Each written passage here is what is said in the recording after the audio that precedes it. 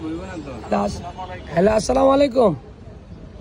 ওয়ালাইকুম আসসালাম। ভাই আমি একজন নগদের দোকানদার বলতেছিলাম। এই আপনার নগদে 2500 টাকা পাঠানো হয়েছে, টাকাটা পাইছেন? পাইছি তো। টাকাটা কি উঠাইতে পারছেন না উঠাইতে সমস্যা হয়েছে আপনার? না, টাকা তো এখনো উঠাই নাই। কিন্তু আপনি যখন ইচ্ছা করলে তো টাকাটা এখন আর উঠাইতে পারবেন না ভাই। হ্যাঁ বলেন কি ভাই, তাহলে কি করবো? মানে একটা ঝামেলা কি, মানে আপনার ওই টাকা দেওয়ার পর আপনার নাম্বারটা আমার খাতায় লেখা ছিল, বুঝছেন? আচ্ছা আচ্ছা, লেখা থাকার পর এই মাত্র আমার দোকান থেকে আবার একটা টাকা বুঝালেছি। আবার ফোন দে। কি প্রতারক না? হ্যাঁ, দোকানদার আবার আরেক দোকানদারে ফোন দিয়ে বলে যে আমরাই তো আমরা দোকানদার আমরাই ফোন দেয়। আমি টাকা ঢুকেছি। এই বিষয়ে করণীয় কি ভাই? এই নিয়ে করণীয়, নগদ যারা আছে, নগদের কর্মকর্তা, এরা গ্রামীণ বিকাশের মধ্যে হাইট করতো, সামনে দিয়ে নাম্বার দেখা যায়, মাঝখান দিয়ে বাদ, লাস্টে দিয়ে দেখা যায়, এর করতে হবে। তাহলে ওটা ইয়ে করতে হবে। নগদে ইদানিং প্রতারণার কারণে আমরা ব্যবসা করে শান্তি পাই না, নগদ বয়কট করতে হবে। কাস্টমারের কিছু বলেন কিভাবে সতর্ক থাকবে? কাস্টমার আমরা বলে দিই, কিন্তু হয় না। আমি আজকে অনেকদিন তো জানি, তারপর আমি নিজের নাম্বারে টাকা ঢুকেছি 2500, আমারে ফোন দেয়।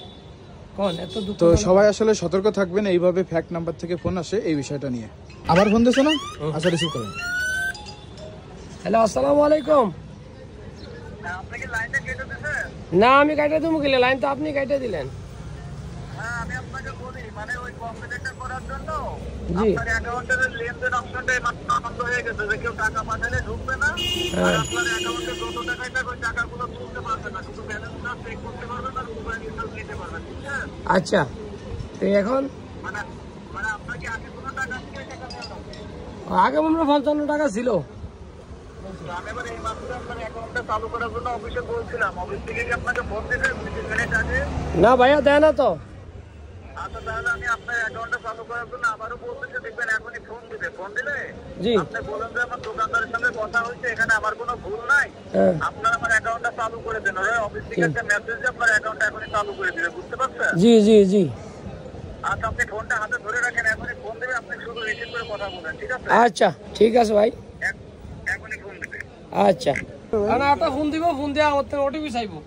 আর আমি তো ওটিপি কম হয়েছে, ওটি 6190, এটা সেটা কম না, অন্যটা কম। আচ্ছা, এই আছে প্রতারকদের নাম্বার। হ্যাঁ, এই দুইটা নাম্বার না, 32 আর 04, এইটা এই প্রথম দুইটা। হ্যাঁ, দুইটা প্রতারকের নাম্বার। আরে এটাতে এখন তো আবার ফোন দেবে না, ওটিপি চাবে না? দেখ তো, এত আমি কথা বুঝা লাইছি মনে, আমি তো সবসময় আমার লাগে ইয়ে করে।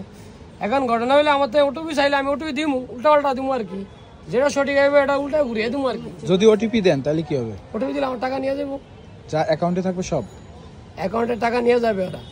পিন নাম্বার ওটিপি দেওয়ার মানে আমার সব কিছু দিয়ে দিলাম ওর কাছে। ও, এটার থেকে সাবধান থাকতে হবে। এটার থেকে আপনার কাস্টমার সাবধান থাকতে হবে, দোকানদারও সাবধান থাকতে হবে।